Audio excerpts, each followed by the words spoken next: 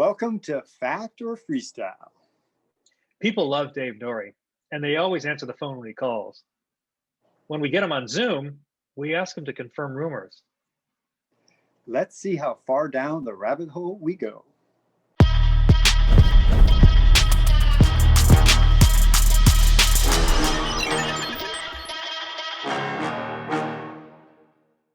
So I thought the guy said to you that if you won the contest, you would have number one. well, Yeah, he said that to him 2 weeks earlier on the phone. But Yeah. James McGraw is a wonderful guy. Very excited. But Sometimes he misses the pieces of paper that add the other. he didn't read. No He point. didn't read his own rule book. I He guess. didn't read his. He didn't read his own rule.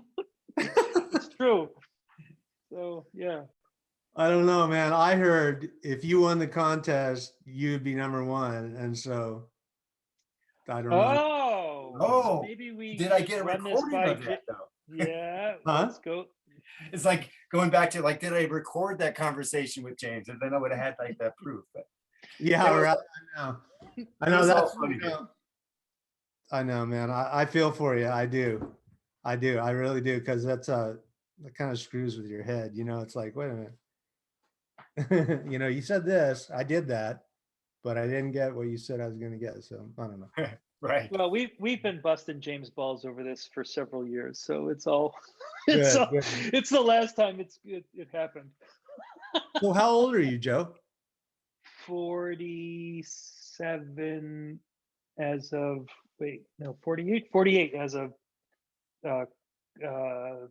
last Thursday. 48. You remember everything else how to speak, but you can't remember your birthday, right? Yeah, and that's his true. birthday Well, was just a hold few on. days I ago. remember my birthday and not my age. There's a Yeah, I know. I'm trying to minor do. difference, but still, yeah. I'm trying to forget it too. I just go, I don't know, 50 something. That is so cool. You guys are competing. Man, I admire that. I really do. Yeah, it's a stoke. And I started competing again in 2010. And when I got back from that contest, I made so much progress. But the thing was, it was the vibe of being around everyone.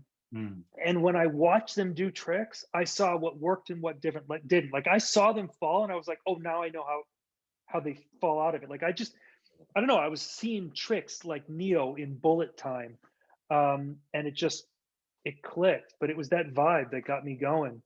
Yeah.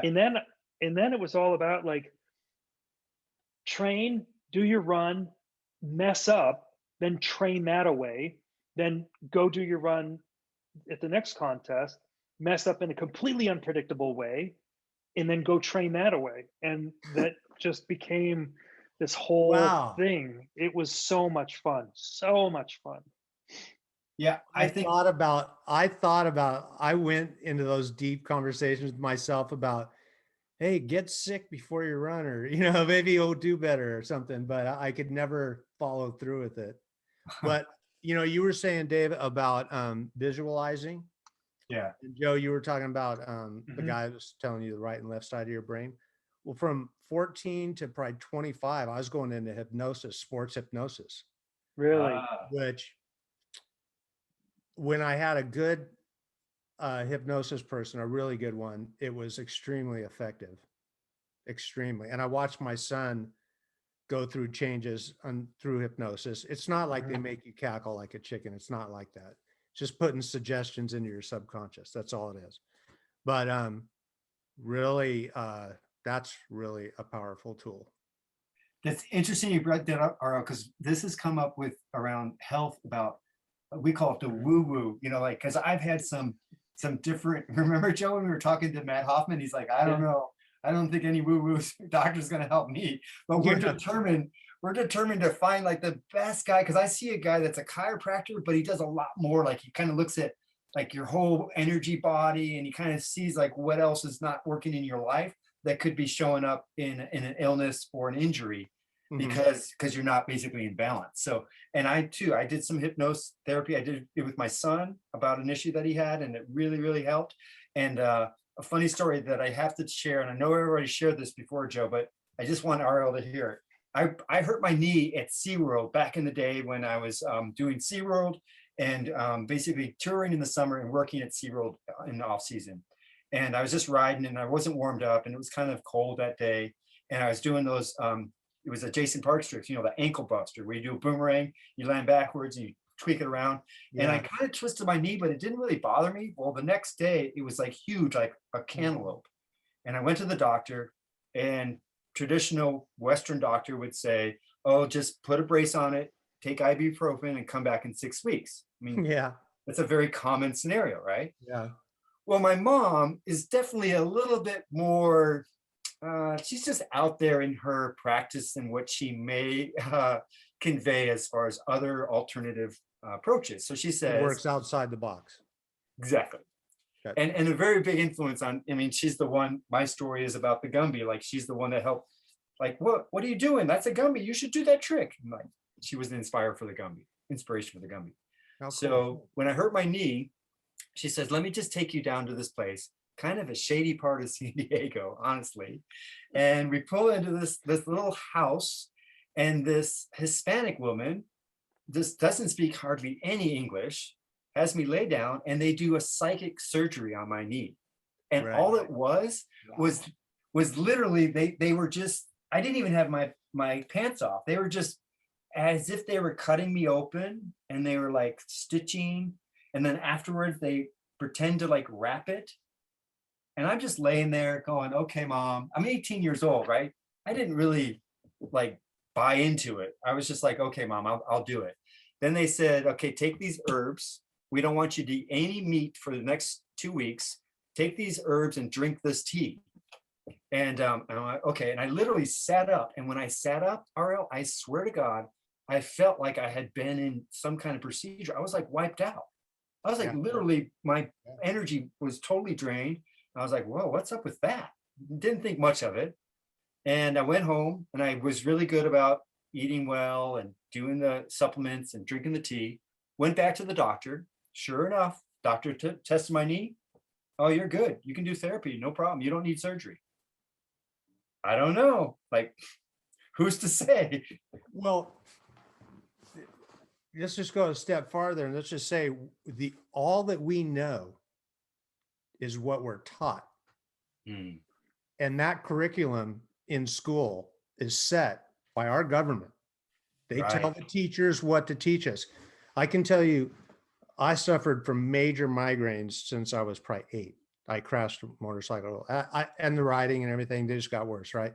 I mean, 24/7 migraines, throwing up, crawling on the floor, the whole thing. And I went to my doctors and insurance companies. I said, is there migraine surgery? No, no such thing. And what had happened is that plastic surgeons were doing eye lifts on people, and they would come back to get checked in, and the ladies would say, hey, my eyes look great, but thanks for relieving my migraines, right? So they started researching this. So I found a guy in Texas, Houston, Texas, online. He said he did migraine surgery. I was there the next week, and I had 5-hour migraine surgery, Really? which my insurance company wouldn't cover and says it doesn't exist. The best doctors in Monterey said there's no such thing, right? They just wanted to pump me with all these drugs and all this crap. And my migraines were decreased by 90%. Wow. Whoa. Yep. That's I've seen a close personal friend was healed from cancer with a guy that was burning sage over her body. I saw that. So I can tell you my own experience that doctors and our government, that it's hard to believe what is going on, because if they were telling us the truth, they would be telling us visualize, hypnosis, learn about your brain. Right brain activity. Yeah. Yes, because this is where it happens. And then when somebody does something, that's more a little bit from what we haven't seen before, we're like, oh, you know Yeah. what I mean? But I'm starting to think that there's more of that.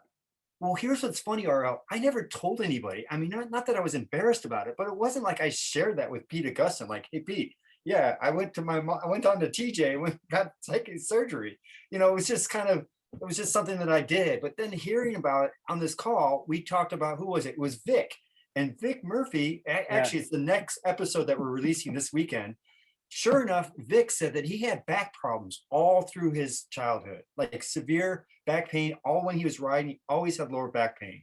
And we know as riders that, that's kind of a common thing that can happen. And stretching and yoga and all that can help. Well, he went to some woohoo doctor, massage person, and they're like, oh, it looks like something's up with your ankle. And they started tweaking on his ankle and pop. And he was like, whoa, oh, cured for life. Yeah. That's what he said. He's like, my back problem was done. He figured it out that something in his ankle was broken years ago and he never dealt with it. And it was causing this back issue. Right. But he knew it. Like he just figured it out. He did no x-rays. He just like was able to tune in. And that's what's like, whoa, there's got to be, when I hear more stories that confirm it. Here's the problem with that. She clicks his ankle and his back thing is taken care of. And that's one payment to the lady and that's it. The doctors want constant medication. They want you coming in all the time. They want you fixing everything. They want, it's almost like they want you sick. Right. I know that's kind of hard to believe, but remember in school, the 4 basic food groups, Right. eat all this. It's like, who came up with that? Who decided that we're supposed to work from 8 to 5 in the afternoon? Who set that up? And everybody believes it, right? Right. Everybody works 8 to 5 or 6 to 9 or whatever. And it's like, nobody ever questioned about, hey, maybe we should be working 3 days a week and be off 4 days and enjoying our lives, Right. So if you travel down that road, it's a deep rabbit hole. And For sure. but I believe a lot in the woo-woo stuff, Yeah, that's awesome. Yeah. Awesome. So That is a perfect way to wrap. RL, I want to thank you, man. You gave us 90 minutes of your day. Super fun. yeah. And I got texted. I got to go to dinner with my girlfriend, and I want to let you guys go and do the same. So Yeah. again, Cool. thanks so much. It's been so dope. Yeah, Hey, RL pleasure is was great. all mine. Pleasure is all mine. And I hold a lot of respect for both of you guys riding in the pro class, and Dave, you sticking to your style, man. I think that's the coolest thing. And I appreciate you guys having me on here too. The best part about the interview for me, RL, is when you said, I love this interview because the questions make me think. That's the clincher right there. It was. Joe just said 90 minutes and I'm like, wow. Yeah, you guys had good questions and stuff. You guys got a good show.